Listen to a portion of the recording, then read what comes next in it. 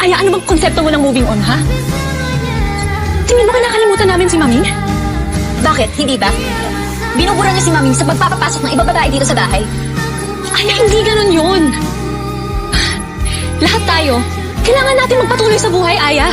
At sigurado akong mas magugustuhan ni Maming yun kaysa makita tayong huminto na lang sa buhay natin. Anong sinasabi mo? Na wala akong nararating? Abay, ewan ko sa plano mo. Totoo bang nag-a-apply ka sa scholarship sa college mo? O mas gusto mong binabantayan dito si Dados? Wala kang alam sa akin, ate.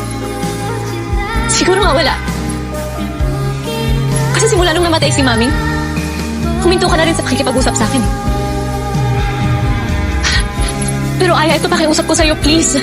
Huwag mo namang gamitin yung alaala ni Maming para itulad lahat ng tao sa paligid mo sa pagiging miserable mo.